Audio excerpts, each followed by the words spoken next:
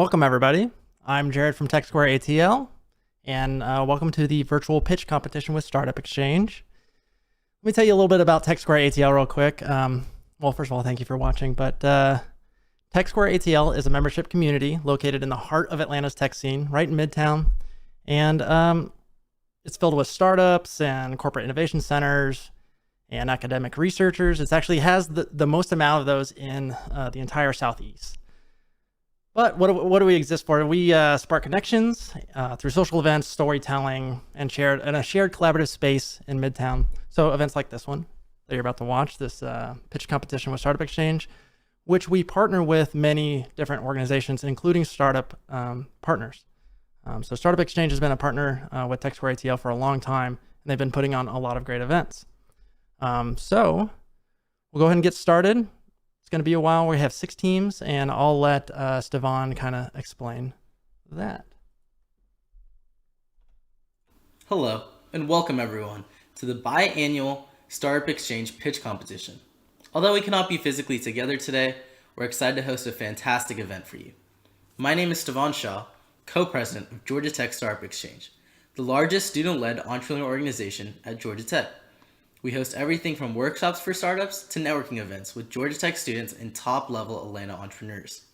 If you want to learn more about our events or would like to connect with us, please visit www.startup.exchange to learn more. Now today we're excited to host this pitch competition with our partner, TechSquare Atlanta, and a wonderful panel of judges.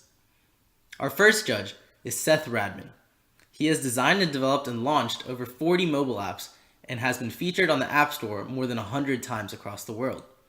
He's also been included in Apple's App of the Day. He is the founder of Crescendo, an AI-powered interactive music trainer that facilitates focused practices and immediate feedback. This was recently acquired by Ultimate Guitar. Our second judge is Blanca Garcia, CEO and co-founder of BCG Connects. She's worked in WeWork Labs and leads Walker's Legacy Prospectus Accelerator.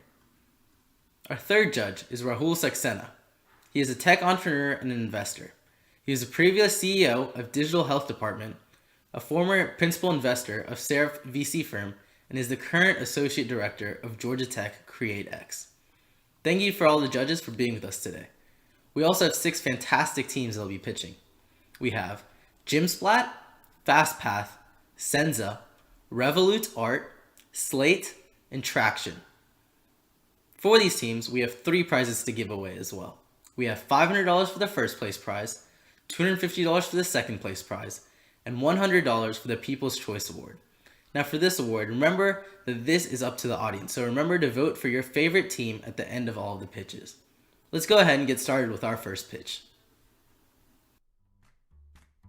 We are GymSlat, and we are committed to reducing congestion in order to create a safe and productive workout environment for everyone. My name is Kim. And I'm Brandon. What's the biggest issue or concern in society today? You guessed it, infection. Now, what is the biggest deterrent to physical activity? Time. What's the biggest issue for members of the CRC? That's right, crowds. At peak hours, there can be lines of up to 10 to 15 people for the bench presses and squat racks. And after 8 months of market research, we have proven that gym congestion is a huge issue at university and big box commercial gyms. So the question becomes, how can we get more people at gyms while also reducing congestion? GymSlat is a mobile app that makes working out quick and easy while reducing the barrier of time. We provide a reservation system for the bench presses and squat racks. This means no more waiting in long lines. You can instead wait in a virtual queue while you stretch or do other exercises. We also provide projections of gym utilization as well as real-time gym utilization. This allows members to better plan their gym visits around crowds. The next feature is a map of the gym floor. This enables members to quickly locate their desired machines. And finally, we have a feedback system, which enables members to leave machine-specific feedback on whatever machine they want in terms of complaints, suggestions, or alerts of broken machines. So, what if members don't have the app? There will be iPads stationed at your gym's most popular machines. People without the app can simply enter their name and click reserve. It's as simple as that. This demo shows an example of how the reservation system works. Quickly find your desired machine, click reserve, and choose your reservation time. It's that simple. Here we show a map of the gym floor. The map will be accurate to your gym. It is zoomable, scrollable, and clickable. You can leave location-specific feedback to management by simply clicking on the machine, typing your comment, and pressing submit.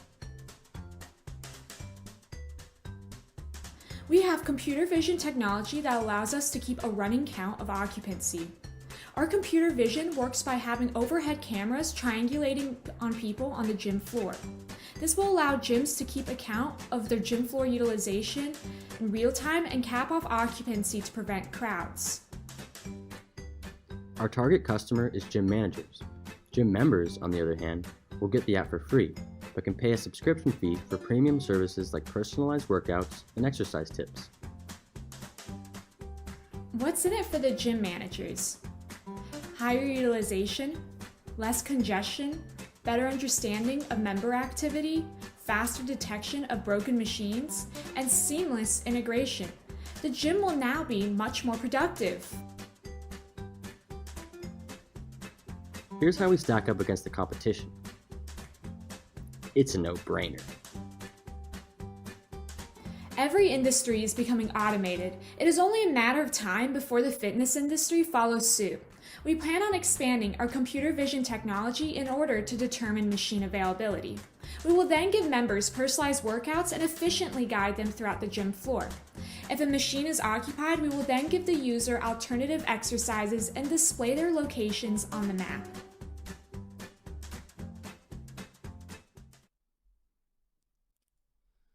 All right, awesome pitch. Now, as you can probably tell, those videos were pre-recorded just because of this virtual competition, but the feedback from the judges and the Q&A with those the team members are live.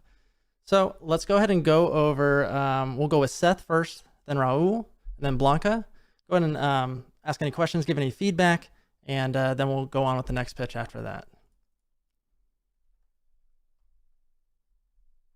Oh, go ahead and unmute yourself there, Seth. There we go. I promise I've built tech products before. First of all, great pitch, guys. Really enjoyed that. Given the times right now, I think this will be really helpful when things return to normal because everyone is going to be really concerned and paranoid about germs, especially, and this will provide a really great alternative to that. I'm going to keep myself to one question now.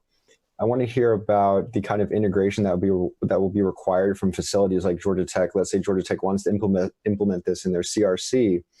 What kind of expenses and integration will be required from their end to install cameras, or how do you integrate with existing systems? What kind of effort would a gym need to go through in order to be able to use your software? Then Brandon, go ahead and unmute yourself as well. Okay. There you go. So we're actually working on getting implemented in the CRC right now. And we met with the CRC this morning. But what we're going to do is we're going to put iPads stationed near the most popular machines. So at the CRC, the bench presses and squat racks. And also in terms of the computer vision aspect, all you would need really is one camera on the, a bird's eye view camera of the gym floor. And then from that, we can judge utilization rates and different machine usage rates as well. And in terms of the cost, most gyms right now do have cameras on their gym floor. At the CRC, they don't. So that is something we're working on, is getting the camera set up in the CRC. All right, Seth. Okay, awesome. Yep, there we go. Is there any other questions, Seth? I have one other question. I think it's a little uncertain how long it'll be until things are returning to normal, and a lot of people are shifting to, first of all, a lot of gyms are closed and a lot of people are shifting to alternate in-home workout routines. Do you see any way that you can provide value to people over the next couple months? Hopefully it's not much longer than that, while people are stuck at home. I know that the primary application of this is for in gyms. I'm curious if you've thought about any application that this might have if this lasts longer than we might expect. Yeah, I've thought about that, but I think we want to kind of stay focused on the gym in general. And seems like there's another app every day when it comes to like at-home workouts. So that's like a really saturated market, and we have like a niche in that like there's no really apps at all like right now that like focus on the gym floor and reducing congestion and provide like a map of the gym floor and make the whole workout environment more productive for everyone. So that's like our focus. And no, we're not trying to expand to home workouts at the moment. All right. Well, let's go ahead and head over to Blanca. If you can go ahead and unmute yourself. Yeah. So I'm interested in knowing kind of where you see the value for the customer that you've identified. I know that you talked a little bit about it being the gym managers, but it sounds like one of the problems that you're solving are specifically to congestion, so time, and then the infection piece. Do you feel that right now the way you position your product does address those gym managers' specific concerns? Just want to get your insight in terms of customer. So we were working on this problem before everything happened with the coronavirus, and like our whole goal was to like reduce congestion, and we were trying to like solve the difficult issue of reducing congestion at the gym while at the same time bringing more gym members in, because that's how like the gym managers make revenue and like make profit. And so so I think our system definitely does play into that, and we kind of like pivoted our stance a little bit with the coronavirus, because like now we've spoken with different gyms. We've talked to Gold's Gym recently, and like every gym that's like about to like reopen, they're all like trying to strategize like the best way to go about that. Like how are they going to like motivate people to come back in the aftermath of the coronavirus. And so like there's like in Asia right now, they're doing like waves of people like coming in and like 50 people at a time, and then like sanitizing between waves. So I think our system like really like helps them like expedite that process, and like helps them like lets them know like the areas of most congestion, and like allows them to like keep track of like utilization better. Okay. Yeah. Thank you. Mm-hmm. Yeah, great job. Thank you. All right. Well, let's go ahead and head over to Rahul. Yeah. Great presentation, guys. What do you think, who's your closest competitor, and what do you think the biggest value proposition you have over them is? Okay, so there's a company called NetPulse right now, and they have like the largest market share in gym apps right now. They do Planet Fitness and Gold's Gym. So that I'd say that's probably like our biggest competitor. There are other like apps that do more similar to us, but like this is like the most relevant. And basically all they do is like they do like class reservations, and they allow you to like scan in on the app and refer friends and stuff like that. So none of their like core functions really have anything to do with congestion and making the gym environment more productive. But there are some apps, like there's a startup company called City Life that they have a map of the gym floor where they like use sensors to determine machine availability for like treadmills. So that's another like somewhat similar. And there's also another like startup company called Waitlist Me, and they've talked about like expanding to the gym, but they just basically have like a built out waitlist mechanism that they haven't yet like implemented on at any gym yet. So we're pretty like unique in our product offering, but I'd say NetPulse is like our biggest competition right now. It's your feature set that you think will give the biggest advantage. Do you know how much those NetPulse goes for? How much is paid for at this time? I'm not sure. I don't know that right now. I need to look that up. All right. Okay. Well, great feedback. Great Q&A. There is a question from YouTube. By the way, if you are watching this live, if you watching it either on startup.exchange or TechSquare ATL, you can get to the actual YouTube page and you can ask questions live. I do want to remind everybody at the end of this pitch, there will be a vote on startup.exchange. That's www.startup.exchange, to where you can vote for the, popularity? They'll get a prize if you vote for them. So this question here is, this question is from John. So using computer vision, how do you protect the privacy of customers and users of the gym? Do people like being videotaped while exercising? They're just curious, is what they said. So let me get back over to you here.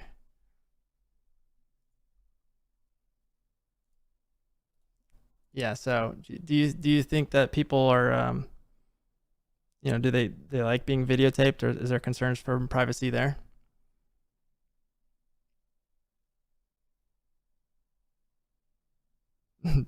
Brandon, can you hear me? Test test. Yep. Okay. Oh, you can hear me now, everybody? Yes. Oh, okay. Yes. Sorry. I think you all couldn't hear me, but the live stream could. So I'll ask the question again for you, Brandon. This is from John from YouTube. How do you protect the privacy of customers and users of the gym? Do people like being videotaped while exercising? He's curious.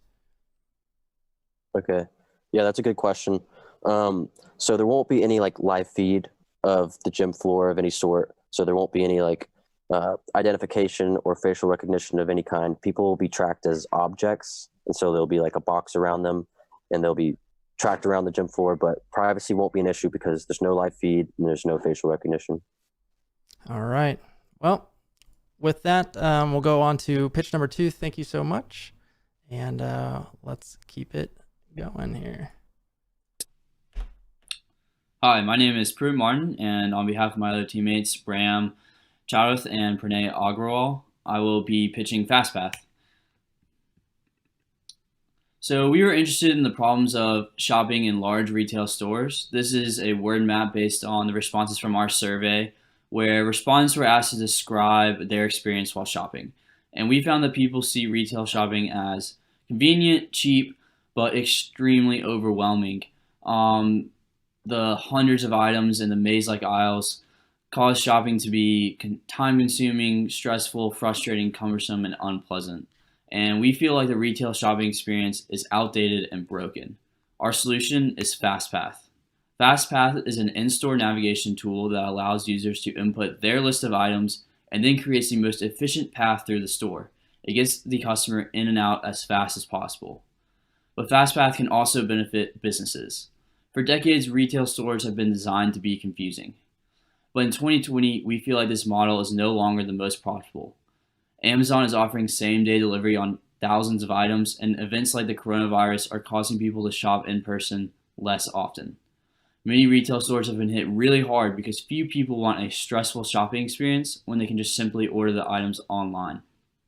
FastPath creates revenue for businesses by allowing them to optimize their store layout through tracking the most popular pathways and gives them the ability to create location-based ads depending on where a customer is in the store. For our market research, we conducted a survey which had about 125 responses, which we then ran through IBM's SPSS software. The software analyzed the data and created 3 clusters of respondents. The first cluster was comprised almost entirely of men who greatly valued efficiency, regardless of age, income, or education. The second cluster was mostly females who valued efficiency very little when compared to other variables such as price of items and proximity to the store. Finally, the third cluster was also almost entirely comprised of women, and they valued efficiency more so than the men did. They valued efficiency in an incredible amount. And from these 2 clusters, we were able to determine that 77% of those people were being driven to shop online due to the layout of stores. Additionally, 65% of those people said that an app like FastPath would make shopping more enjoyable and would cause them to shop in person more often. So based on this data, we feel like there's a strong market for a product like FastPath. This is a demonstration on how FastPath's algorithm would work in the background. This is a pathfinding algorithm. And additionally, other technology that is needed to create in-store navigation is already available with BLE beacons or Wi-Fi signal positioning. The main established competitor of FastPath would be Maps and Doors. So far, Maps and Doors has begun partnering with convention centers and already has a well-established website and app on the App Store, but they are just now turning their attention to retail and grocery store opportunities.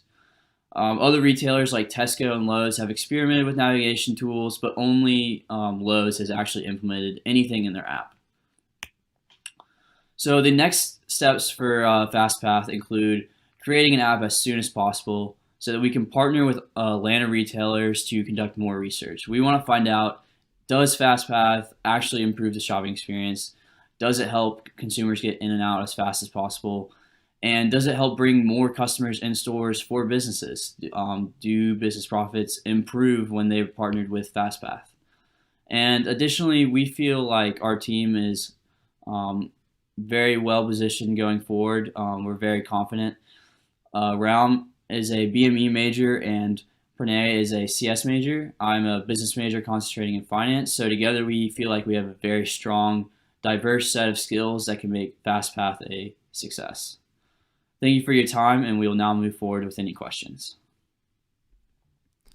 All right, great. Pitch number 2. We'll stick with the same order. And if you have any questions from the audience, be sure to put it in the YouTube chat there. So we'll go ahead and start with Seth again. Great pitch. Really love this. I think you guys are right in line with timing. This couldn't be better positioned for timing.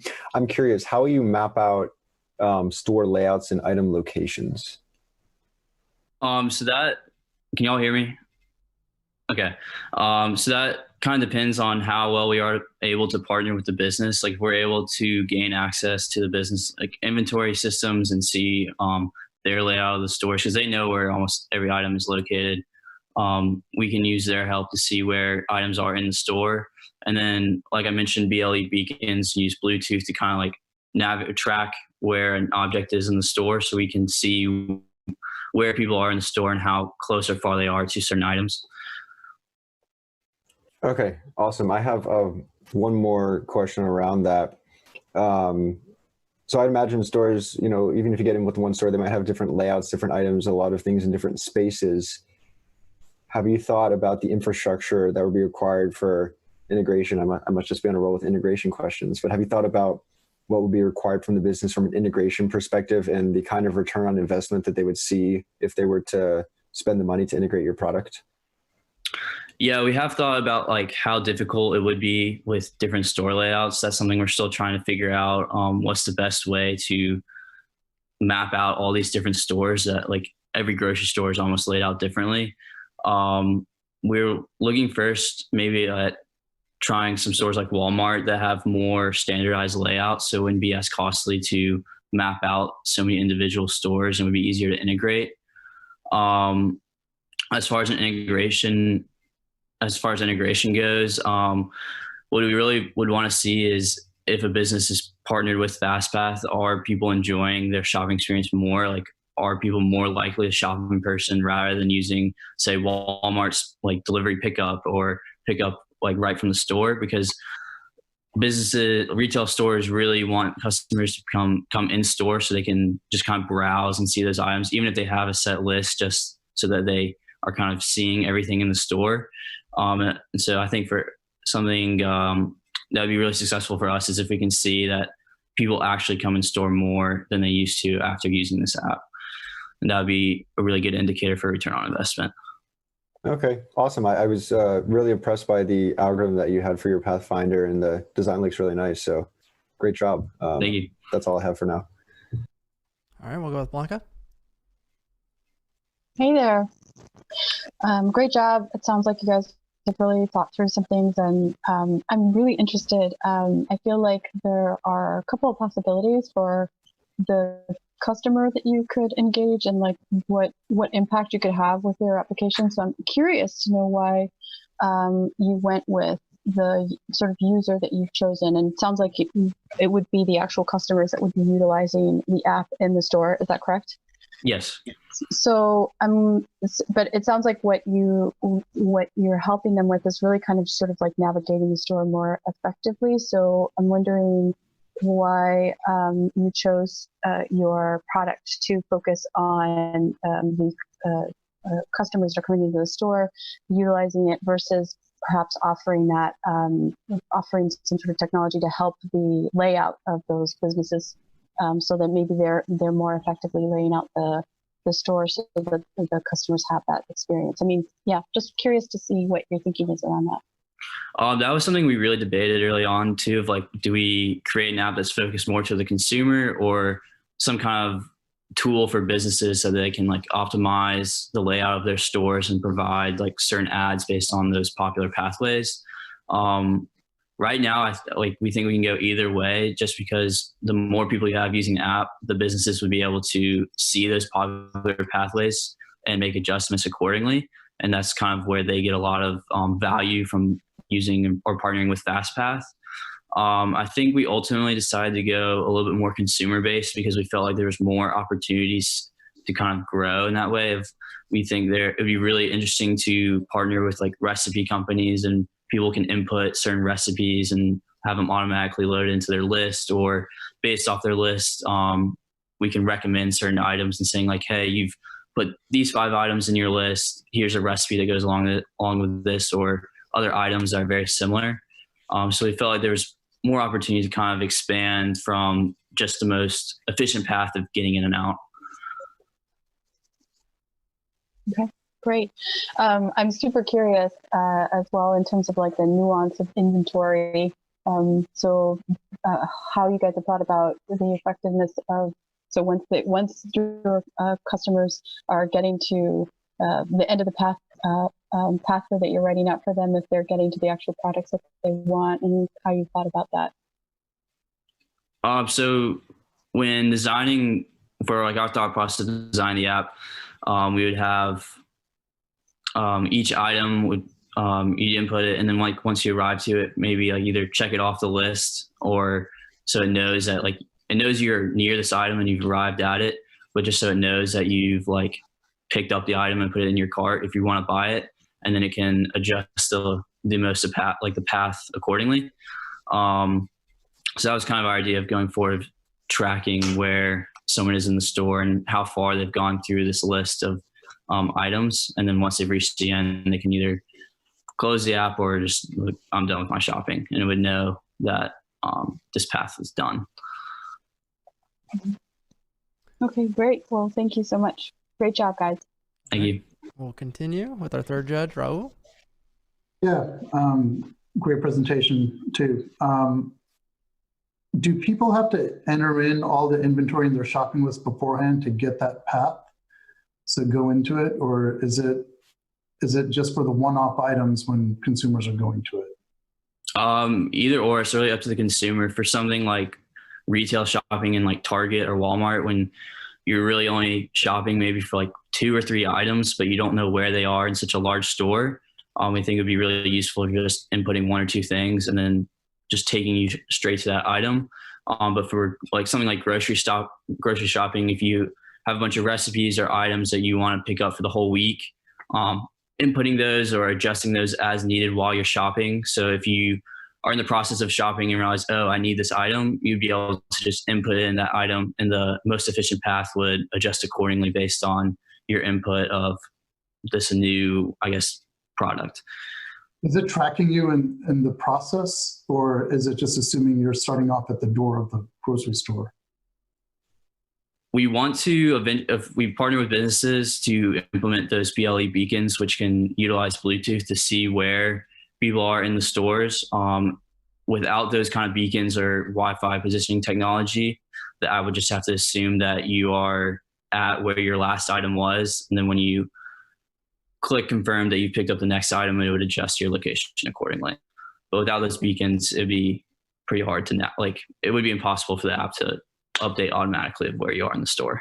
Usually there are certain things that are always there, like the fresh produce and stuff, right when you enter in, consistent in stores. But then you would have to, from there, you might say, oh, I need to know where something is, to go from there to there rather than end up going back to the front door, right? Right. All right. Any last questions there, Rahul? Nope. All right. Great, thank you.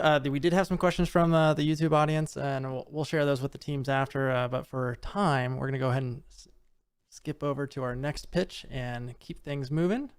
And here is our third pitch. Last month, I spent so many hours trying to remove unwanted hair from my body. And this is true for so many individuals around the world. Hair removal is a daily routine. But now, imagine a future where there's no more shaving or painful waxing. I would like to introduce you to Senza, a permanent hair removal solution for everyone. We bring our technology to laser hair removal facilities for instant hair removal results. Currently, laser hair removal has many limitations. The most critical limitation is its lack of versatility, where it has no effect on dark skin tones or light hair anatomies. On top of this, treatment is expensive, ranging from $75 all the way up to $500 per session. Not to mention, on average, at least 6 or more sessions are required to see some form of hair reduction. In addition, these procedures are often painful for individuals. But with Senza, we offer a solution for everyone. We bring our consumers a one-time treatment, even for light hair and dark skin tones. With this, we can save them time and money. Of course, laser hair removal facilities are our go-to. Our overall goal for them is to increase their customer satisfaction. We learned through customer discovery that the key client pain point is to come to these sessions over and over again. By providing one-time treatment option for these facilities, we can increase their customer satisfaction and clientele in return, while at the same time, we'll save them time and money too. Now, Senza is a UV absorption lotion. This lotion is applied to the client before laser treatment. Once applied, the lotion has the capability to absorb the UV energy from the laser to permanently destroy the hair follicle, even for follicles without hair protruding through the skin. Now, the market is huge. The hair removal treatment on a global scale market is $3.4 billion. If we zone into laser hair removal specifically in the US, this takes up over $410 million and is only projected to increase. If you're wondering how we make money, we already know that there are over 1 million laser hair removal procedures performed each year. But through customer discovery with the Senza product, we can increase this population to over 3.5 million. If we charge $200 per treatment and take a 50% profit, we're looking at over $350 million in revenue per. Of course, we have to look at competition. Competition is pretty scarce in this area because of the lack of innovation. Most hair removal is non-permanent, including threading, tweezing, and shaving. We do have more permanent options like electrolysis and at-home lasers. However, these require multiple sessions and are often quite painful. This makes Senza a paradigm to the hair removal market. Now, what we need to get there, we need funding for our initial concept prototyping stage. In addition, we need to be connected with key industry leaders like dermatologists and laser hair removal facilities to create these partnerships. If you know any engineers or biochemists interested in this area, please send them our way. Why should you invest in us? My name is Sarah Van Cocker, and I have a teammate, John Stefan Kwam. We have a proven entrepreneurship background, and we have expertise in healthcare affairs. We really believe we can take this product all the way to market. And with that, I would like to open it up to the questions. Thank you very much for your time. All right, great pitch again. So that was our third pitch. We're halfway through. I do want to remind everybody at the end of the sixth pitch, that's 3 more, we're going to open up to public voting or audience voting. So People's Choice Award. So this is where you'll go, startup.exchange. It'll all be there. The live stream's on there as well, so you can continue to watch the live stream as we're going. And if you want to vote for your favorite pitch, it'll be there right away. So let's go ahead and go to the judges, and same order as last time. We'll start with Seth. Hey, Sarah, great pitch. Really love the product concept. I've worked in the medical space a bit, and I know this is a big pain for a lot of people. So I think you'll be really helping a lot of people. I'm curious, have you done any testing to evaluate the effectiveness of the product? You have some really strong numbers and results. What kind of testing have you done? No, so unfortunately we have not done any testing yet. We've only done customer discovery to really validate the feasibility of this product. So I believe with funding, we can definitely start moving forward with some testing to really test that effectiveness. Okay, no problem. Another question, you mentioned that it'll be available at laser hair removal facilities. Tell me about your decision to have a distribution model at those facilities as opposed to letting someone purchase this on their own. To make sure I'm understanding correctly, does this only work in conjunction with laser hair removal facilities, or is it something I can do on my own separately?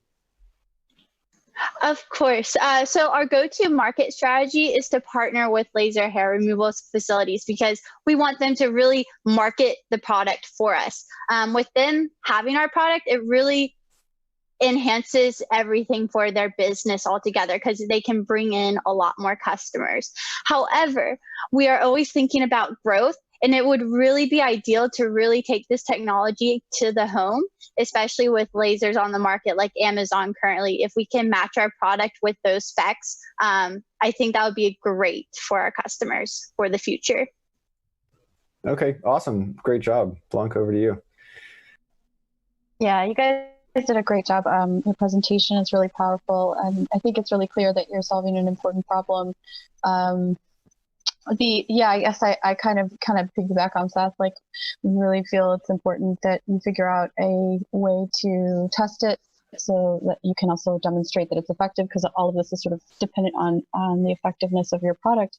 And I'm wondering, is there what would be sort of like the initial way to do that? What would be sort of like the smaller way to test it? Do you have a plan for that? Yes, so I've actually spoke to some healthcare workers in the field with chemistry, and they said basically you would set up some samples. Or how I see it going is we create our lotion treatment, we get laser hair removals, and then from there we treat it with certain energies. And if that energy completely destroys the follicle, then we can understand, hey, it will damage it. But then from there, we'll have to go into actual effects to skins. So it will be a progressive testing stage first to, figure out the concept, and then from there, test the biological effects to our customers. I don't know if that answers your question. Yeah, sure. And I guess I'm interested. It sounds like based on the science that you all have figured out, it does have to do with laser. So matching it with laser hair removal, but it could work with other type of hair removal methodologies. And do you think that maybe via some testing you might discover? I'm just curious in why you made the decision in terms of partnering specifically with laser hair removal. Is it because based on the science of your product that laser hair removal would match best with the lotion? So actually the market for permanent hair removal is dominated by laser. So for permanent hair removal results, I really want to get into the biggest market first to really grow our device. So that's why I chose laser. I believe we could have done something with electrolysis, another form of permanent hair removal, but just because of popularity, I really wanted to go with laser because bigger market. Okay, great. Thanks so much. Good job. Thank you. Yeah, really interesting. Really interesting presentation. Is your initial customer the laser hair removal centers, then, that they would stock the product and use it as part of the application? Did I understand that correctly? Yes, sir. So the idea is we would have a direct sales team going to these laser hair removal facilities and tell them about our product. It's all about education in this field. And then from them, understanding that they can get their customers done with one form of treatment and also upcharge treatment because of that one time, they can really market our product and market themselves even better, and really set themselves apart from other laser hair removal facilities if they have this one-time session treatment. Because again, going to sessions every month, it's time consuming. And as we know, time is very valuable for us today. So in that value proposition, can you just quickly go through that? So you'll reduce the number of times they go to the center. For the centers, are they looking for reasons to reduce that number, or is the upsell that they can do outweigh the returning, visits for follow-up treatment? If I was a financially driven center. Of course, great question. And we had to really think this one through, because if we down the number of sessions, the amount of money they're bringing in might go down. However, our customers are definitely willing to spend a lot more money with this one-time treatment, even up to the treatments with 8 sessions. However, the goal for Senza is to make permanent hair removal more accessible to everyone. So we believe, and after again through customer discovery, we can do one session at a higher charge per treatment session if you compare it to the multiple sessions of laser hair removal at a reduced overall cost. I think that was a little confusing, so please ask me again and I can restate it. No, I think I understand. Okay, so, perfect. A more valuable solution, or more session, I should say. So that was my primary question. Thank you. Of course. All right, moving right along. We had some questions. Let me check the time here real quick. We're gonna keep it moving along. Again, we'll send the questions to the different teams after. But we'll go ahead and start. We'll go with pitch number 4 here, and we have RevoluteArt. Hello and welcome to RevoluteArt. I'm Mahmoud Mapara, CEO and co-founder, and today we're going to start off by introducing our problem so we can give you greater context on what we're trying to accomplish through our product. The problem we're trying to solve can be explained in 3 statements. Being discovered is a growing issue for a lot of artists due to oversaturated content on so many social media sites. There's an increasing divide between gallerists and artists. Access to credit and finance is one of the biggest challenges galleries felt that their companies would face in the upcoming years. So here's our solution to these problems. A social platform where different members of the art world can discover new and unique pieces, collaborate through Rev Studio tool, or develop their professional network, which can lead to future opportunities. So here's our market validation slide. As you can see, 100% of the artists use those social media platforms such as Instagram to promote their artwork. But 71% believe that these platforms did not really promote collaboration and they didn't really advance their careers. 68% of the galleries surveyed agree that it's become progressively difficult to find new and emerging artists within their local spaces. Here's our market size. More than $16 billion in sales have been reached by art fairs in 2019. More than $20 billion have been spent by galleries and patrons on a range of external support services. More than $4 billion have been spent by galleries in exhibiting and attending. After explaining our problem solution, we can actually get into the product. For your information, the product is available on the Google and Play Store for you guys to interact with it. So the first key component of RevoluteArt is discovery. The ability for anyone from the art world to come on this platform and discover new and unique pieces of art, as well as develop new connections with artists, curators, or patrons. The second key component of RevoluteArt is collaboration and communication. Anyone on the platform can create an online workplace, which we're calling a studio. So the studio allows people to exchange ideas, art, pictures. As we continually make progress, we're going to keep updating our collaboration and communication tools because we see a lot of prospect in these type of tools, and the possibilities of what artists, curators, and patrons can create with these tools are endless. When artists, curators, and patrons collaborate and create exhibitions, galleries, or fairs, a financial transaction always occurs. RevoluteArt will take a 5% commission on these transactions. So another question you might be asking is, how can we enter such an exclusive industry? To do this, we're going to first host art competitions to get an initial user base of artists. The second thing we're going to do is partner up with art galleries. We're currently in talks with Kylan Gallery. It's a gallery based in Atlanta that handles a lot of contemporary and new wave art. The third thing we're going to do is partner up with art influencers. These are people who are in the art world but have a large social media following. So the competition. The diagram over here illustrates how we differ from our competitors such as Instagram, Dayflash, Behance, ArtStation, as we're providing them with an online workplace, content that is mainly focused on art. And by focusing on these 2 things, we can create a new and unique experience for the users, which is an experience that people from the art world have been looking for. Here's our competitive advantage. We're first to market, easy to use. So we are looking for a seed round to reach 10,000 users at the end of our beta phase. If you're interested or have any more questions, you can contact me at mahmoud@revoluteart.com. Thank you. I hope I have your vote. All right. Can somebody put the that contact email in the chat on YouTube. Reminder, we are on YouTube. You can ask questions in the YouTube chat if we have time after the judges have provided their feedback. Another reminder, we will open up the voting on startup.exchange, which is right there, to vote for your People's Choice Award. So again, here we go. Let's go ahead and to the judges, and we'll go with Seth. Hey, Mohammed, great presentation. Really love that. I can tell you're passionate about art and everything. You mentioned that collaboration is one of your key differentiators, right? There's a lot of platforms that have a lot of art. I didn't really hear a lot about that. Could you tell me more specifically what tools you have on your platform that enable artists to collaborate with each other? So it's essentially we provide them with the ability to it's like an online workplace where they can exchange messages, pictures, as well as we handle a lot of the legality issues of creating contracts between the curator and the artist.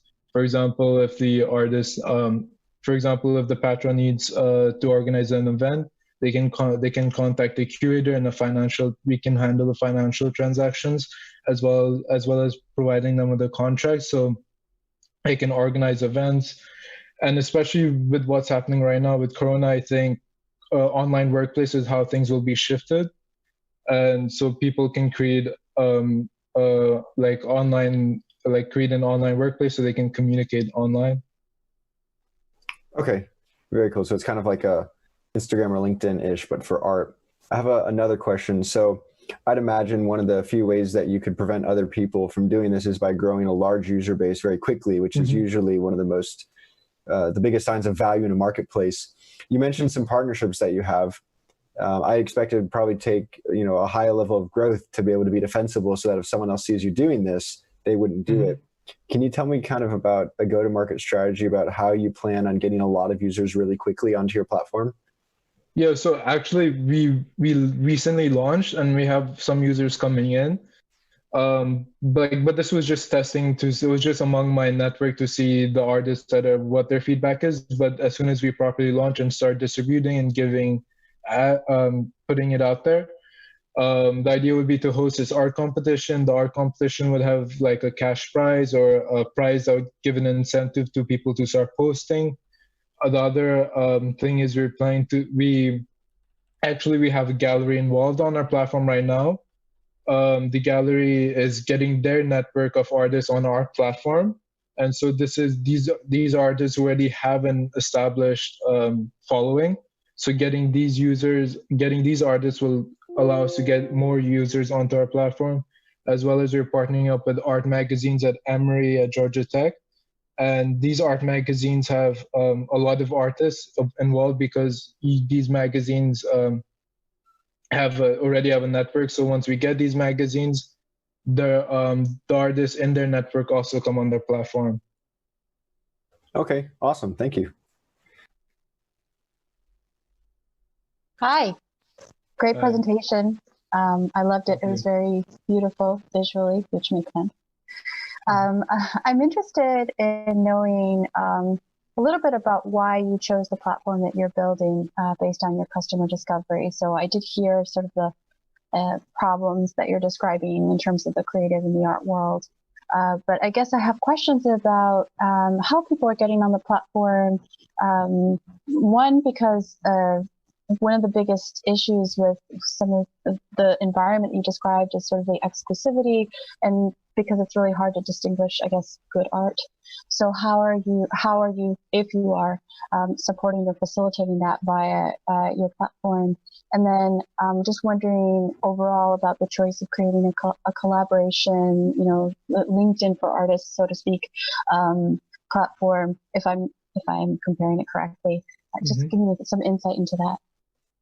Well, the main reason I created this is it's like a personal story because my sister is an artist, and so I've seen her struggle as an artist. It took a long time for her artwork to get into exhibitions and museums, and so the first museum that she was contacted by was in Warsaw, Poland, and by the time they contacted her, we had to move to America, and so she couldn't really see her artwork being displayed in Warsaw.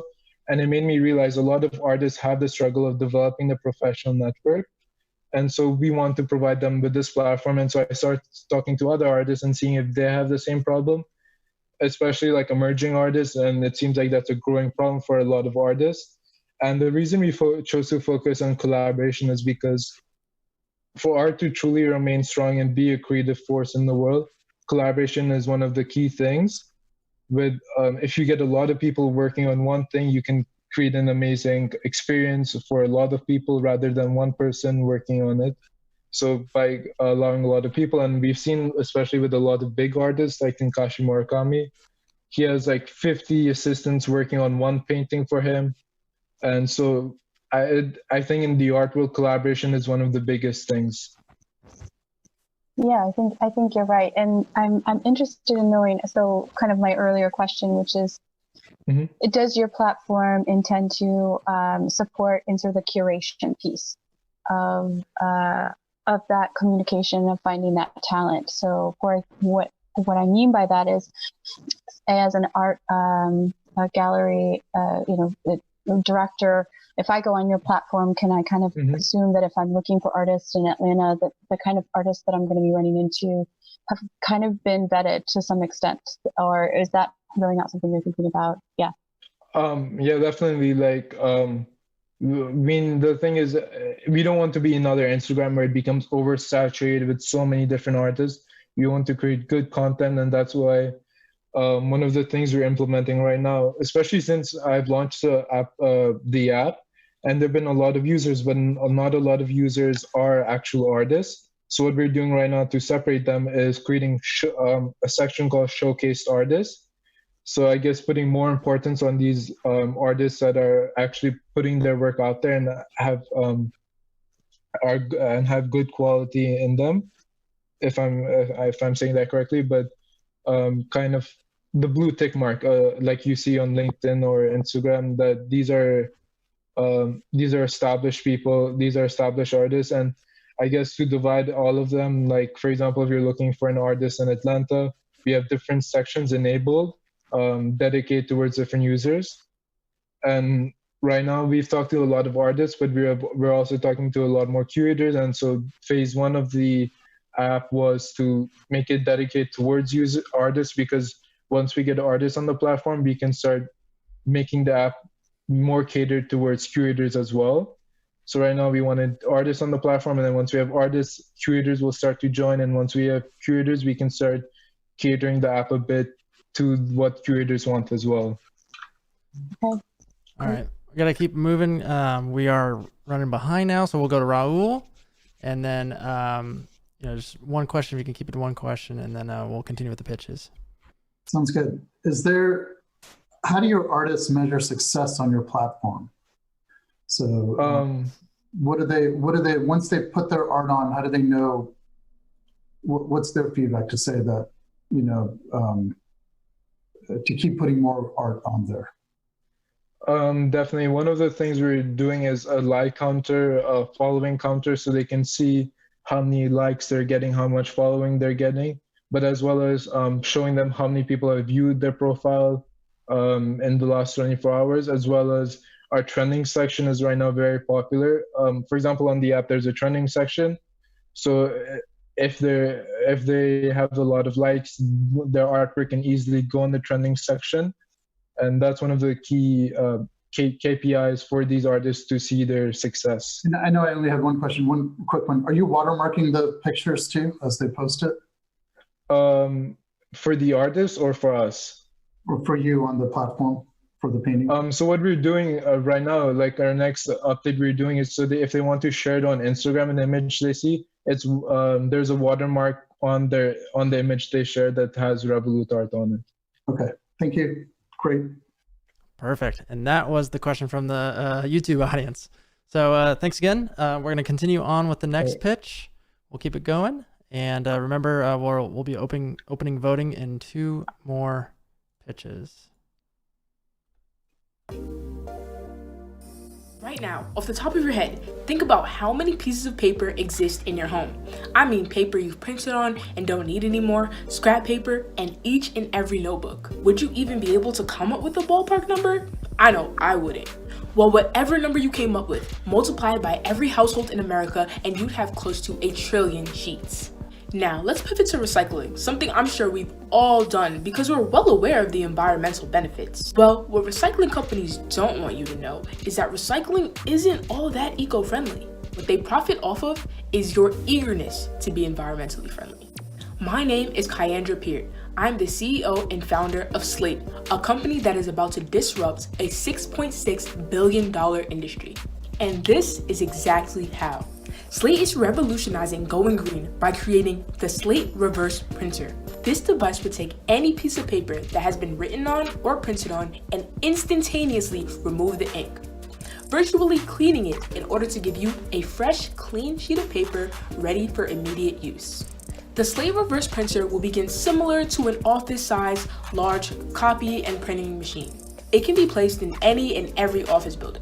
As quickly as you can print what you need, you can unprint when you're done, and do this as many times as you need. Companies spend upwards of $8 billion a year on paper for their employees. If every single employee reused their piece of paper only one time, Slate would be able to cut that number in half, saving $4 billion.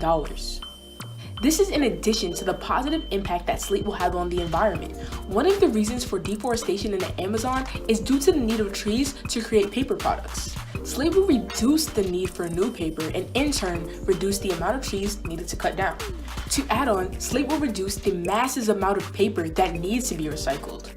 The recycling industry yearly wastes about 2.142 billion gallons of water and $3.875 million on employees working at the mill. And all of this is being done to barely make a dent in carbon emissions. Back in 7th grade, yes, when I was only 12 years old, I came up with the idea for Slate after seeing my mom, who works in a DOE as an administrator, come home with tons of paper on a daily basis. Now, as a Georgia Tech student, I'm able to turn my 12-year-old dreams into a reality, but only with your help. Slate is asking for $500 to build the first reverse printer prototype. Think about it. Nothing we have right now could have possibly existed without at least one piece of paper coming into play during its manufacturing. We all know that the world is headed towards a digital age, but paper is the most important invention made to man. Yet no advancements have been made towards it since the printing press in 1440 and the commercial printer in 1938. The next step for the world is the reverse printer. I want everyone to stop and rethink the way that you recycle, and let us give your paper a clean slate. Really great pitch. We'll keep it going. Off to the judges with Seth. Yeah, really great presentation. When I saw reverse printer, I was like, what? Really cool. I have a few questions. I'm going to keep it to one short mega question, which is like, how does it work? It sounds like you guys haven't built it yet. So one is just like, how does it work? I'm genuinely curious. And the follow-up that I'm going to ask to that is, can you only reuse a single piece of paper once, or how many times can you reuse one piece of paper? Thank you. So our goal is to be able to use paper as many times as you need it to until like the actual fibers of the paper start breaking apart. And then from that point, you can move on to recycling. So with paper right now, if you use it one time, you need to recycle it in order to be able to reuse it at all. But being able to put it through our reverse printer, use it multiple times before it actually does need to be recycled and turned into a new sheet of paper. So in terms of how exactly the device works, that's what we're conducting research on. So a lot of research actually has been done on this. And since because of Corona and everything like that, we're not actually able to conduct research. We've been basically looking at other people's research papers and seeing what worked for them and what has not worked. So from there, we've decided that we're going to go on a chemical-based route due to the fact that some people have used lasers, and it does in fact work with the lasers, but their research hasn't progressed in the fact that we think that it's too expensive to actually put into each and every office building. So that's why we've been looking at a chemical route, and that's what we're going to start conducting our research on. Okay, great. Thank you. I just want to emphasize one more time, I love the pitch. It really got my attention when you said that recycling companies want me to do this out of the goodness of my heart because it makes them money. Absolutely. So, really great presentation. I think that's all for me. Thank you so much. Hey there. Yeah. I don't think I can second enough what Seth said. It was really powerful. I love that you integrate your story. It's personal. And I think that's very powerful, gets to the gut. I think I kind of have a similar question in terms of like, how does it work? And I feel like maybe a comment would be, do a little work on that piece of it, like whatever you figured out and the direction you're going in that, because it was sort of unclear to me, like how would that actually happen? And then I guess I'm just kind of curious, like what would be the next step to that? So what customers are you targeting, and kind of what are you looking in terms of bringing it to market, even at like that first phase? What would that look like for you guys? Absolutely. So to address the first part, so basically, printers use two different things. Some use ink and some use toner. So we would have to have a different method in order to remove each of them. So for the ink base, ink is based of the actual pigment and then the binder. So the pigment is like just the coloring or anything else. And then the binder is what holds it together and holds it to the paper. So what we're trying to do is determine what chemical would actually eliminate the binder and allow it to actually lift off the paper and separate the ink from itself. And then from then, we're possibly looking into being able to basically sweep off the pigment of the paper and then reuse the pigment as well.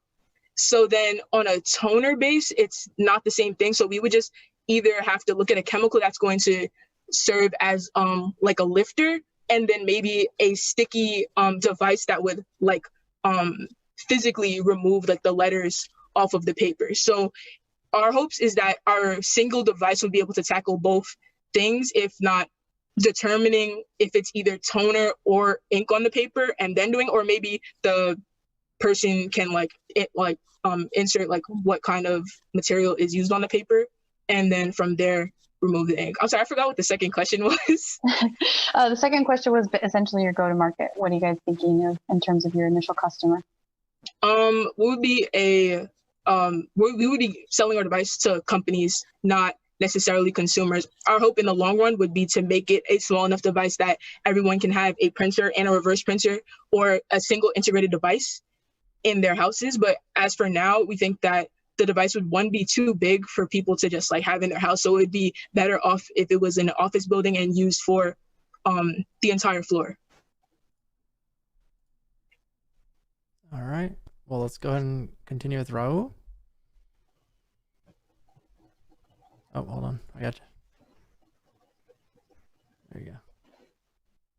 Sorry about that. So those were a little bit of my similar questions. The problem resonates with me. I don't know if you can see on my thing, 500 billion of those pages are probably on my desk every year. So definitely a big fan of what you're doing. What do you think the specs are from a pricing standpoint that makes this sense? How much is someone willing to pay for this, to have an appliance in their home or in their office that makes, let's start with home. I know you said you want to start with the office, maybe it'll be too big and there are other specs on that, but what do you think you need to get the price point to be a compelling solution for people to use? I think that the price point would be the same as it would cost to buy a printer now, or possibly less. I'm not sure how exactly close to that we would get, but we definitely don't want it to be a big expense as to where people can't, even though it would save you money in the long run, we don't want the initial price to be so big that people don't see the correlation to in the future to how much paper that they would be buying and how much this device would be saving them. So we want it to be in the general area of what a printer costs now, but maybe even a little bit higher, but we definitely don't want it to be a huge expense to people. Do you know the technology well enough to know how long the process is it one page at a time and how long it takes to wipe it clean? So from like experiments, I guess, like in my house, basically just trying to remove the paper, as I said, with the toner and the sticky surface, and like acetone is the chemical that I like try to use. It only took a couple of seconds for me to dab the paper and then take the tape and then like lift off the paper, lift the like letters and the toner off of the paper. So I think that a device would become as instantaneous as a printer is right now. And that would need its own refillable type of a consumable, just like you buy ink toner, you would probably have Yes. Yes.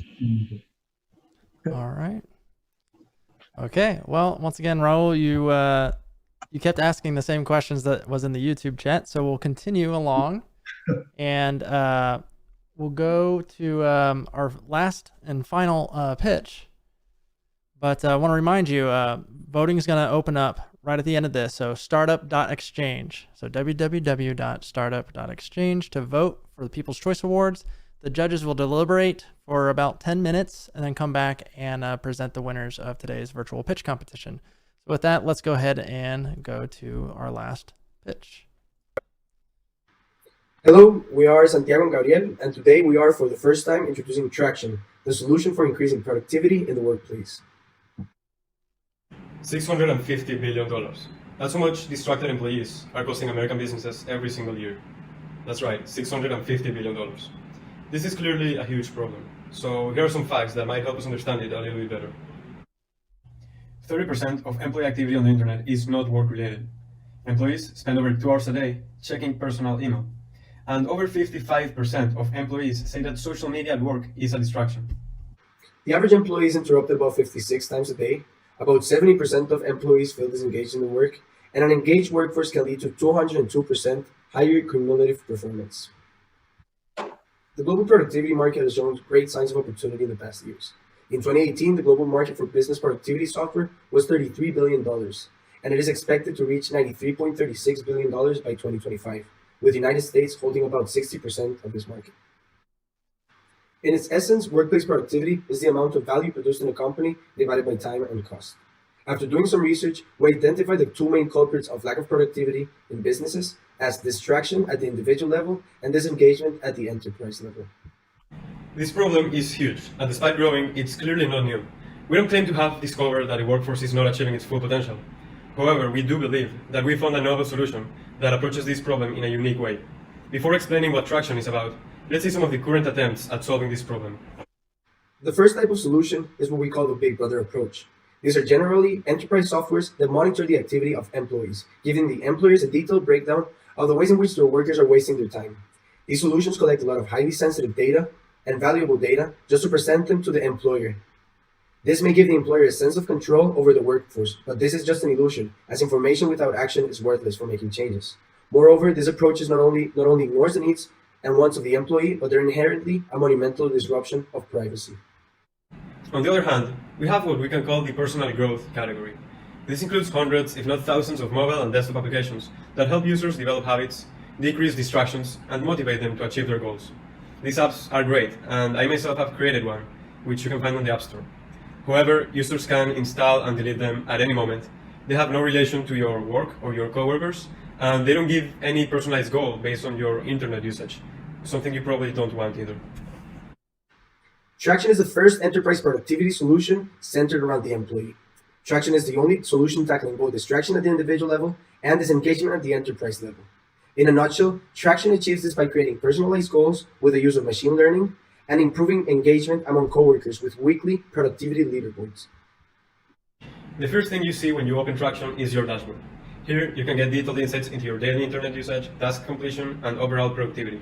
Traction syncs with all the project management tools you use to keep track of your progress as well as how you're spending your time. But having all this data will be a waste if it's not used to give the employees a call for action. Here's where machine learning comes into play.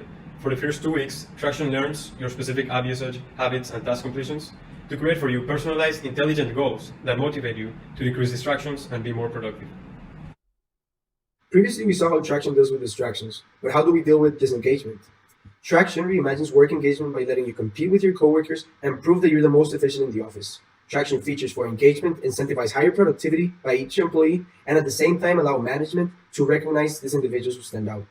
Some of our engagement features involve challenges, employee recognition and customized rewards, as well as job feedback and surveys. Although Traction benefits an enterprise, it is the employees who are the focus of our attention. From personalization to privacy to positive reinforcement, we believe that what is best for each employee is ultimately what is best for the company. There are many business productivity softwares in the areas of project management tools, personal growth, employee engagement, and employee monitoring, and each have their pros and cons. Nevertheless, we have noticed that most of these great features in these areas are exclusive to one another. Traction covers this gap, where it is able to integrate the best features and remove those that unnecessarily affect the employee. As part of our business plan, Traction involves a business-to-business subscription model. The first plan has a cost of $8 per user per month, and the extensive enterprise plan with customizations has the cost of $19 per user per month. This is our team, and we invite you to join us if you also believe that increasing engagement and decreasing distraction starts with traction. All right, so we'll go to the judges one last time, and right after this, we're going to open up the polling for the People's Choice Awards. If you have any questions for that pitch, go ahead and put that in the YouTube chat as well. So startup.exchange in a second for the live poll. And here we go. Oh, voting is up actually right now. So you can go right now if you want to vote for your favorite pitch. There you go. If you're on mobile, go ahead and head over there. After you hear the judges' deliberation, they'll deliberate for 10 minutes or so, and then we'll stop the voting when the judges come back. So here we go. Start off with Seth. First of all, a great pitch. I was very much distracted by your beautiful slide design. A little ironic, I know. But yeah, really, really well done. This is a huge problem, especially at home. I'd imagine distractions are higher than ever for people. So people will definitely be going all around this. I think it's interesting, the approach going straight to enterprise. I think, that might be a little challenging given that it's a small startup and there's a lot of other players. So I'm curious to hear, obviously Slack is a really big tool that is a workplace tool. Let's say that Slack hears about what you're doing and they really like it. What do you think would prevent them from just copying the features that you have and using it with the existing user base they have, since they're a pretty giant company? Yeah, so that's a great question. Thank you for asking. So that's something we definitely thought about. We believe that there are many different competitors that sort of approach this problem in a way, and Slack is one of the biggest by far. Our approach is not really to compete with Slack, but we believe we can deliver many aspects of our software. It's something that Slack doesn't really try to solve. We would, however, implement with Slack and with many other apps such as Trello and other goal completions app, so we could serve as a dashboard for all those other project management tools that you would use. Okay, that's cool. And you brought up a good point. Is Slack good that Slack has a lot of integrations? I'm curious, like I mentioned before, selling to enterprise can be difficult, especially with a brand that may not be recognizable. Definitely doable. Have you thought about how you would approach these larger companies, and how would you differentiate yourself and get them to trust you compared to some of the larger brands that they've already done business with? Definitely, yes. So getting into those bigger, larger companies is definitely one of our goals. But we believe the approach to first, to be able to make it there, we have to start with smaller businesses. And we believe if we start smaller to medium-sized businesses to bigger businesses, we'll be able to learn in that process and adjust our approach so that it would serve big businesses much better. We would also have a higher customer base and suggestions and feedback from users until we get to that point. Okay, great. Thank you. Thank you. Great job. Super engaging. Exciting technology that y'all are building. I guess the question I have around, you talked about how your competitors are either sort of acting as big brothers, or there's sort of like these habit, personal growth types of technologies. I'm wondering if you are in the engagement piece of your technology, how do you mitigate sort of privacy? So I guess and just making sure that I understood, it sounds like there's kind of like a gamifying piece to this where people can kind of accomplish things based on their performance and their responsiveness to the app's prompts and goals. But yeah, I'm just trying to get some clarity, because it sounds like the companies would have access to kind of what employees are doing. What does that look like? So yeah, thanks for asking. Privacy is definitely one of our main concerns at Traction. We believe that although, yes, the system needs all that really detailed data about your internet usage and task completion, that data doesn't really have to go nowhere. The company doesn't have to get specific knowledge of your internet usage, and your employer doesn't really need all this detailed data. All this information would remain encrypted. It would remain only for you to see, with all the metadata like your progress in productivity and your decrease in overall distraction consumption, that would go to the employer or the company. Great. Sounds like you really thought that through. Awesome. Good job. Thank you. Yeah, I like the gamification piece of it. I think that's a huge value proposition for something like this to exist. Can you describe again just the kind of the inputs that you're measuring? So like if you're integrated with Asana or Trello, are you just measuring the number of tasks that are checked off? Is that what leads to determining how productive someone is? Okay, that's a great question, because of course there are some tasks that are going to be way bigger than other tasks.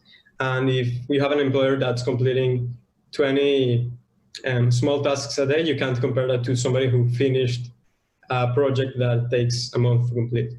So what we focus as something we really focus at Traction is the ability to have a lot of customization in terms of the points of each goal, for example, how much weight each achievement or each goal completed should have. And this is something that each project manager and each employer or boss would have access and would have control over. Who sets the points? Do the employees have to set the points? Is that a manager that's setting up points? These points would be set specifically by each project manager or team leader for each of the for each team under a company or for each company. Okay. And this is something that would depend on the weight of the task at hand, and it will be at the discretion of each team leader. Is your MVP built? We have the designs built and the ideas. We still haven't got to the point of testing an actual prototype, but we aim to. Okay, great. Looks great. Thank you. Thank you. All right. Well, again, thanks for the feedback. Let's see if we have one from YouTube real quick for you. I'll just say this. I mean, you kind of answered around it. But how do you track, this is from Bill, how do you actually track true productive work time? So is it up to the employee to start the timer process? I know you talked about that with some manager, or, what if employees start manipulating it or kind of gamifying playing their own game to kind of get more rewards? How do you stop that? Right. Yeah, so what Traction measures, we can break it down into two parts. One part would be distractions. It would be like time spent on social media, time spent checking your personal email. That would be one aspect of Traction, and that would be something that Traction would also send you recommended goals. For example, we saw that last week you used social media for 50 minutes every day. Can you get that down to 40 minutes for this week? That would be an example of Traction using machine learning to get you to decrease your distractions. On the other hand, we have the engagement part, which is those competitions with other coworkers. And that has also to do with distraction, but it has more to do with the task completions. And of course, that would be set by each team leader and each project manager, which on the one hand, that cannot be manipulated by each employee. And on the distraction level, if you want to spend twice your time on social media or distracting websites, you can do that, but that would affect you. The only way to manipulate that aspect would be to decrease your distractions. All right. Great answers. Okay, so now we're at the point in the pitch competition to where the judges will step out. They'll actually join a Zoom breakout room, and then everybody will hang out for a bit in the main lobby. But in between then, we have about 10 minutes. So we're going to show a video that TechSquare ATL made of one of this season or one of this quarter's. Anyways, one of Startup Exchange's many events that they had pre-coronavirus. So check that out, and that will shortly be followed by a membership pitch telling you all about what Startup Exchange is. So we'll go ahead and watch that.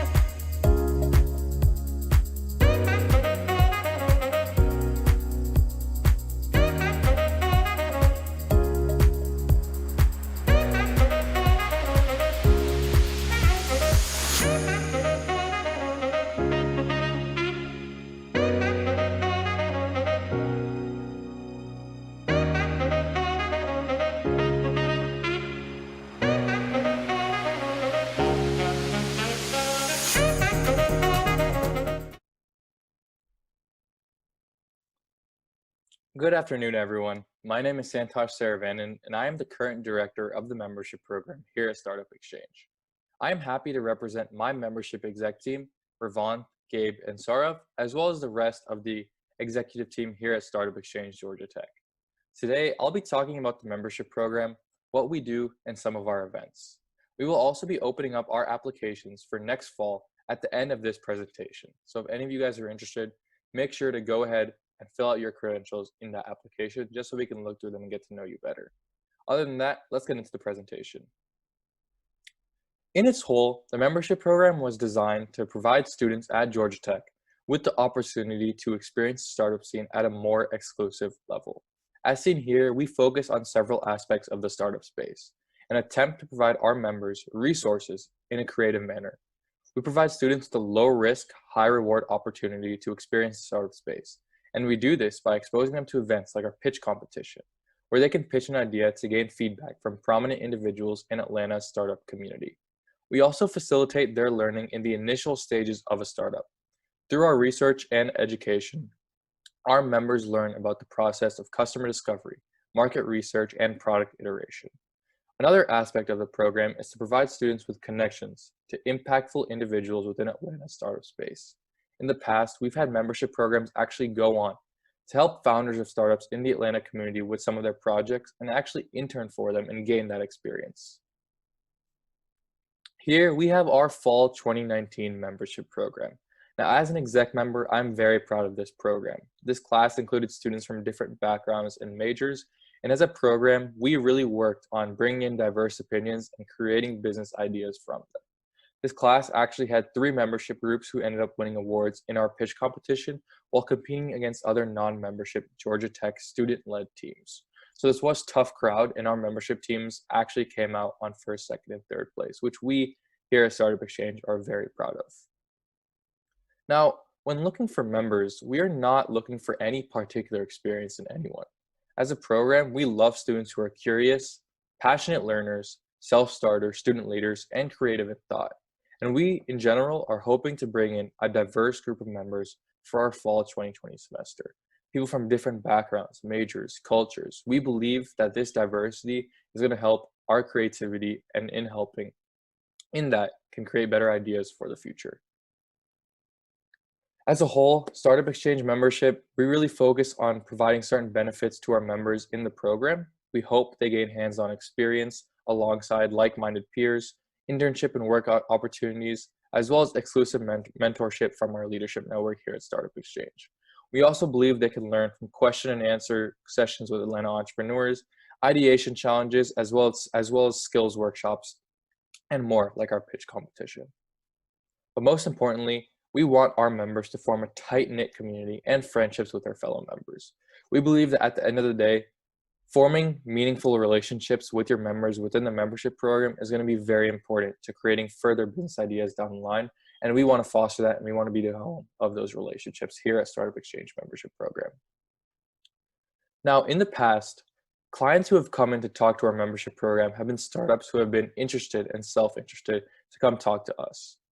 We've had a range of industries represent, from software to hardware to aerospace companies, and really continue to bring in exciting startups to interact with our members. As you can see on this list, at the top left, we have Human Capital, a student-run venture capital firm who actually came in and provided exclusive mentorship to some of our members in a private dinner. We've also had software companies like Nightly and Toucan AI come in to talk about their startup experience and their entire journey and provide that advice to our members. We've also had Presso, a company working on instant dry cleaning, to talk about their insights on the startup space, customer discovery, and market research. And the same goes for Hermeus, an aerospace company which is up and coming right now, allowing our students to intern and provide them with those opportunities to really work for an up and coming startup.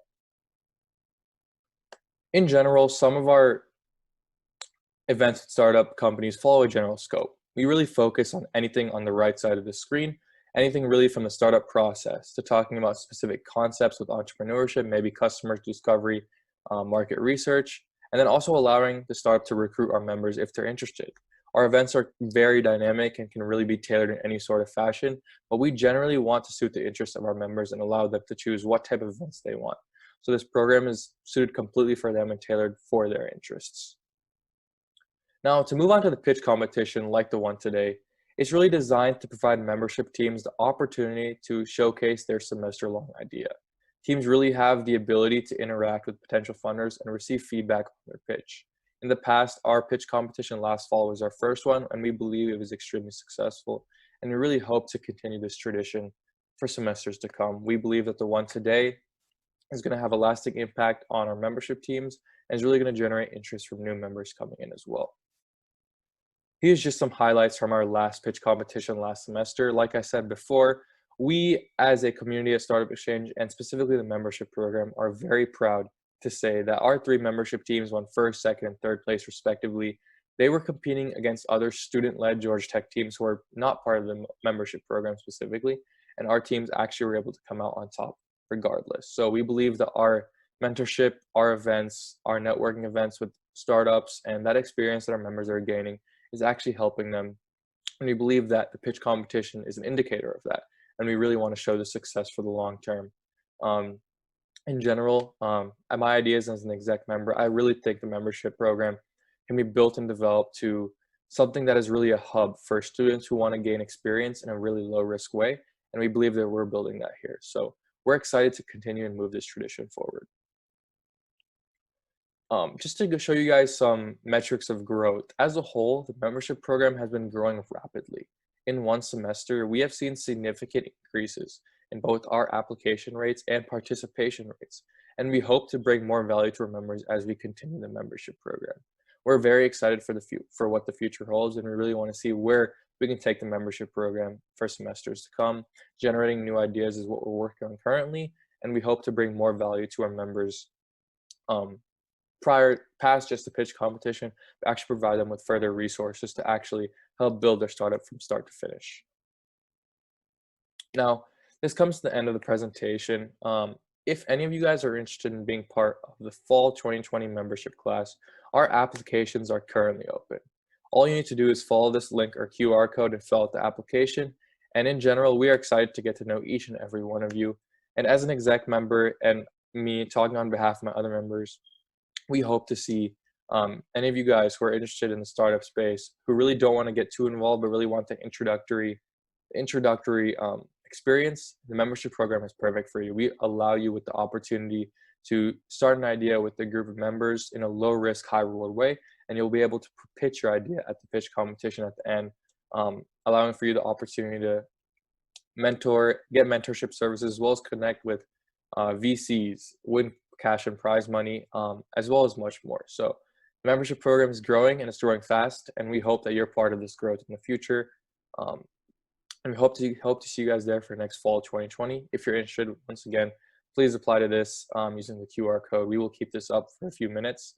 But other than that, thank you guys so much for listening to this presentation, and let's go on with the pitch competition and see who ends up winning. Thank you.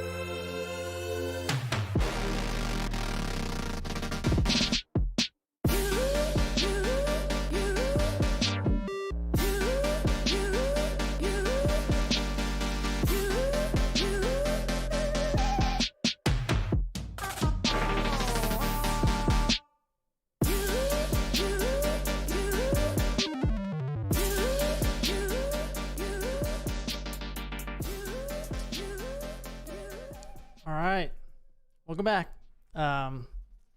Seems as though judges are done. Yes, yeah, okay, good. And seems like it was a little tough to decide. I know it was for me. I couldn't even vote, so sorry about that. But thanks again, everybody from on behalf of TechSquare ATL. Thank you for watching the live stream, and we'll pass it on over to Stefan for the results. Hey everyone, thanks for tuning in. On behalf of Startup Exchange and TechSquare ATL, we had some great pitches today, and thank you for all the teams for pitching. Thanks again to all of the judges as well as the sponsors and the teams. We're excited to announce the winners of the People's Choice Awards in first place and second place. I was just with the judges, and it was quite difficult choosing who would be the winner. So without further ado, I will announce the People's Choice Award. With the voting on the Startup Exchange website, goes to FastPath. Oh no, it didn't work. Now, go ahead. Now let's move on to second place. So actually choosing between the 6 teams for the judges was quite difficult. Took us about 15 minutes. It took quite a few conversations. And now I will announce the second place winner. Congratulations to GymSlat.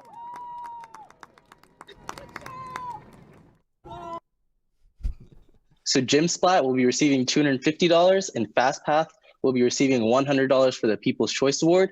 And now, without further ado, the first place $500 prize, as decided by the judges, goes to Slate. Congratulations. Thank you. Awesome. Thank you again to all of the teams that pitched today. I hope everyone enjoyed it, as well as thank you to the audience. Just want to give a little bit of a reminder. So Startup Exchange is hosting a virtual event this upcoming Wednesday at 4 p.m. with Sue Harnett. She is a tech entrepreneur and the founder of Rewriting the Code. Rewriting the Code partners with universities and tech companies to place college women in technology into technical internships. She'll be speaking on how to make a real impact with your startup. This is Wednesday at 4 p.m. and you can sign up on our website, startup.exchange. Again, everyone, stay safe and healthy, and thanks for tuning in. We'll now go to our judges for them to have a bit of closing statements and a little bit of feedback for all the teams. Hey guys, first of all, fantastic job pitching. It is really hard to pitch in front of a screen without other people in front of you, without feeling the energy from the crowd, and to be able to organize your pitches and your videos, and you guys did a fantastic job. Just because you weren't selected as one of the winners doesn't mean you should stop doing what you're doing. Entrepreneurship is hard. This stuff takes time. And it's really difficult. And the fact that you showed up here and pitched was the first step in that journey that you're going towards. Sorry, my cat just fell off a table. Sorry, got super distracted. Anyways, just want to say I really enjoyed hearing your pitches and appreciate you having me be part of this. If anyone wants to get in contact with me, feel free to reach out to me on LinkedIn. Always open to chatting with people, and keep pushing hard on your startups, and look forward to meeting you guys in person after coronavirus. Thanks. Hey everyone, I'll be quick. I just am super honored to be here with you. You all are so brilliant and have thought through this problem and the different layers of how to bring your company out. It's just amazing to watch, and I'm learning so much from you. So thank you so much. And your pitches were awesome, really powerful. So congratulations on your hard work. It shows. And I will piggyback on what Seth said. Just because you didn't get selected, trust me, it was a really hard decision. You are all amazing. So there's a reason you're here, and stay on the journey. This is about persistence.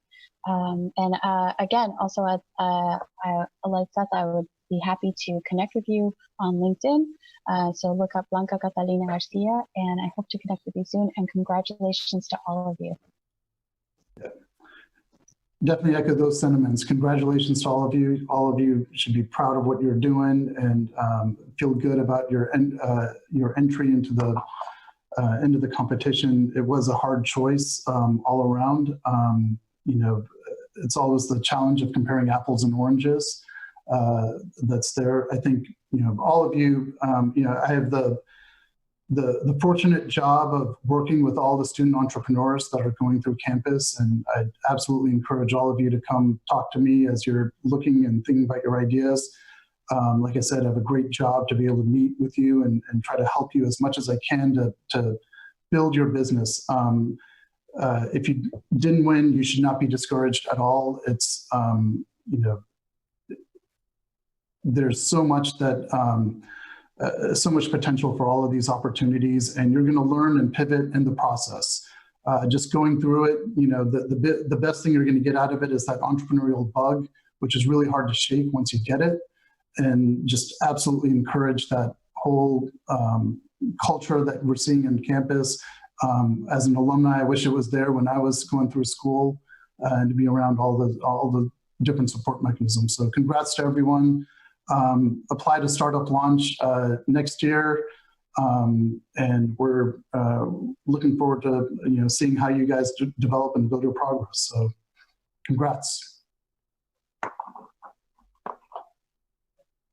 Great. Thank you, judges. And thank you, TechSquare ATL, for being our partner in this. I hope everyone enjoyed the virtual pitch competition today.